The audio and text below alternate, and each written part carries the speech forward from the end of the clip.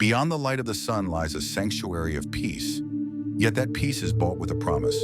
This profound security rests entirely on the Shadowy Guardian, Anubis, whose legacy is defined by an eternal duty to safeguard the resting souls. Welcome to the deep dive. Okay, picture this. Ancient Egypt's famous dog god. You're probably seeing something kind of shadowy, maybe a bit spooky, right? The god of the dead. Yeah, that's the typical image, often from movies. Exactly. But we're here today to, well, dig deeper than that. The sources, they show us an Anubis who wasn't dark or evil at all. He was essential, actually benevolent, the guardian who made the whole afterlife concept work. That Western view is precisely what needs a rethink, and thankfully the sources we have are just phenomenal for tracking him. We can see his role evolve over, what, 3,000 years? 3 millennia, wow. Yeah. We've got amazing archaeology, obviously the Tutankhamun shrine is key, but also the core mythology, like the pyramid texts, coffin texts, and even later stuff from Greco-Roman times. So it's like watching a character develop over centuries. Our goal then isn't just history, it's more about his job description. That's it. Our mission today is to unpack who Anubis really was. The meticulous embalmer-in-chief, the ultimate guide, the psychopomp. We need to sort out his relationships, with Osiris, set those get confusing, and really understand why he was the one you needed to get you safely to the other side. Okay, let's get into it. Right. I want to start with that image, that look. Jackal, or man with a jackal head. But the color. It's always this intense, deep black, not like desert dog color. Why black? Ah, you've hit the nail on the head. That black isn't about looking like a real animal, it's pure symbolism. Deeply important. Okay. The sources tell us that black is the color of the fertile Nile silt, the rich mud that brings life every year. So it connects him straight away to rebirth, regeneration. Not death and dusk, but life and renewal. That's a complete flip. Exactly. And there's another layer. The black also represents the embalmed flesh itself, preserved, protected, made ready for eternity. He's the expert making sure the body lasts. So he's moved from, I guess, a scavenger figure to a protector, a preserver. How early do we see this role emerge in the texts? Pretty early on, actually. We see Kenid figures way back, maybe 3100 BC, though some scholars think those might be Wepwat, another jackal god, the opener of the ways. Okay, a related figure? Possibly. But by the Old Kingdom, say 2400 BC, in King Unis's pyramid texts, Anubis is very clearly defined. And what titles does he have then? Very specific ones. Jamai Reki, he who is in the place of embalming, confirms that preservation role. And also, he who is upon his mountain. Like a sentinel. Precisely. Watching over the necropolis, the city of the dead. And here's where it gets really interesting. Initially, Anubis seems to have been the chief god of the dead, basically the ruler down there. Wait, hang on. If he was the chief, what happened? How did Osiris become, Mr. Underworld? That's the evolution. As the Osiris myth, his death and resurrection story really took hold, especially in the Middle Kingdom, Anubis's role adapted. He didn't vanish, not at all. He just got a new job title. Sort of. He shifted from being the overall ruler to the technical expert, the embalmer-in-chief, the one who prepares the body, prepares the soul, for the kingdom that Osiris now rules. It's a perfect setup, really. Ah, okay. Anubis handles the prep and the journey. Osiris handles the destination and the judgment. Makes sense. Exactly. Now, back to his form for a second. The jackal. Is it definitely a jackal? I've heard debates. African golden wolf, something else. Did the Egyptians themselves care? Probably not in the way we do with modern zoology. For them, the symbolism was everything. That Kenid figure lurking watchfully at the desert edge where the tombs were, that image was powerful. It perfectly represented the guardian of the dead. So the specific species wasn't the point? Not really. Today, we have DNA analysis and debate, sure. And interestingly, the pharaoh hound, which looks so much like the tomb paintings, has kind of captured the public imagination. Even if it's not historically proven, that silhouette is just iconic. We've got the myths, the texts, but the most tangible proof of his importance has to be Tutankhamun's tomb, right? Absolutely. KV62. The Anubis shrine found there in 1922 is probably the single most famous object linked to him. Howard Carter found it right behind the entrance to the treasury room. Guarding the valuables. Yes, and crucially, facing west. The direction of the afterlife. It was literally the first line of defense for the king's journey, guarding his canopic equipment too. And the statue itself, it's not just a carving, it radiates divinity. The details are incredible. It really is magnificent. A life-size jackal lying down, made of wood, painted that symbolic black. but the materials elevate it. Gold leaf on the ears, the eyebrows, the collar, around the eyes. The eyes themselves are striking too. Inlaid calcite for the whites, obsidian for the pupils, gives it this intense, watchful gaze. But the detail that really jumped out at me from the reports, the claws. Ah, yes. The claws are made of silver. Silver, not gold. Silver. And that's hugely significant. In Egyptian belief, gold is often seen as the flesh of the gods, but silver. Silver was sometimes linked to their bones.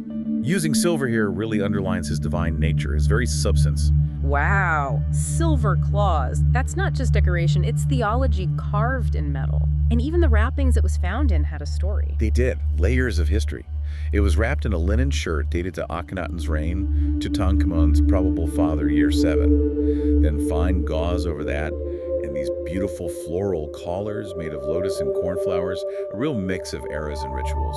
And the shrine itself, the box it sat on, that was symbolic too. Yes, a trapezoidal base. Carter called it a pylon, like a temple gateway, covered in gold leaf again and decorated with jade pillars. Symbolizing Osiris, stability. Exactly. And yet knots, the symbol of Isis, representing life. Plus, inscriptions inside naming his key aspects. Immute, he who is in his wrappings, and Kenti Saniture, foremost of the god's booth or divine hall. And this whole thing wasn't just stuck in the tomb, right? It was used. The archaeology confirms it. The shrine sits on a sledge-like base, a palanquin really, with carrying poles still attached. Clear evidence it was carried in Tutankhamun's funeral procession before being placed as the eternal guardian. Okay, so he guards the body in the tomb. Now let's follow him into the Duat, the underworld. He's the guide, the psychopomp. The indispensable guide. He's the one who leads you, your soul, into the underworld to face the final judgment. And his biggest, most critical role there is overseeing the weighing of the heart. Right, in the Hall of Two Truths. This is where Mott, that concept of truth and cosmic balance, really comes into focus. Absolutely. Anubis holds the scales. He ensures your heart is weighed accurately against Mott's feather. And the stakes couldn't be higher. Because if your heart is heavy? Heavy with wrongdoing, heavier than the feather, it gets devoured instantly by the monster Emmet, and that's it. Oblivion. Your soul ceases to exist. Anubis ensures that judgment is precise, fair, balanced. He's upholding cosmic order right there at the scales, but he also had a more earthly protection role too, connected to the tomb itself. How did that lead to the whole curse of the pharaohs thing? Yes, the curse. That story actually starts with something quite practical found near the Anubis shrine. A small magic brick made of unfired clay. A magic brick. Yeah, basically a protective charm. It had an inscription, a formula meant to protect Tutankhamun and repel anyone or anything that might disturb the tomb. Part of it read something like, "It is I who hinder the sand from choking the secret chamber. I am for the protection of the deceased." So like a magical security system. Pretty much. A standard magical defense for a tomb. But when news of the discovery got out, the press, especially internationally, kind of sensationalized that inscription. Ran away with it. Completely. That protective spell got twisted into this idea of a vengeful curse striking down anyone who entered. Anubis' role as guardian got turned into something menacing. That's fascinating. But the idea of him as a guide, that clearly had staying power. It lasted well beyond the pharaohs, into Greco-Roman time. Oh, absolutely. His role as psychopomp endured and maybe even deepened in some ways. We see it clearly at places like the El Salamuni necropolis. A later site. Yes, Ptolemaic and Roman periods. Huge cemetery. And there, Anubis is consistently shown, often with Mott and Hathor, leading the deceased person into the presence of Osiris for judgment. But El Salamuni adds a twist. What's unique there? El Salamuni is the only place we know of where the tomb scenes show the guides leading not just the blessed dead person, but also these mysterious black silhouettes. Black silhouettes, like Anubis. Exactly. Scholars think these might represent a kind of duality, maybe both the blessed soul and the soul of a defeated enemy, or perhaps the darker aspects that need judging. It emphasizes the completeness of divine justice. So the whole concept of guidance itself must have been incredibly important to the Egyptians. Foundational. The Egyptian word is SSM. It means to guide or guidance, and it's everywhere in the funerary texts. The pyramid texts, for example, have spells that are basically divine roadmaps for the king's soul. Telling him how to navigate the afterlife.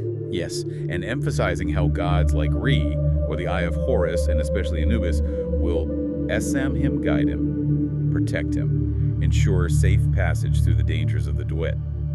Anubis' job as psychopomp made that promise real. Okay, before we wrap up, we have to tackle this confusion. Why do people, especially in the West, sometimes mix Anubis up with evil figures like Hades or even Satan? It seems to come from a misunderstanding, maybe conflating any god associated with death with negativity or chaos, Yeah. which is very much not the Egyptian view. Because the sources are clear. Crystal clear.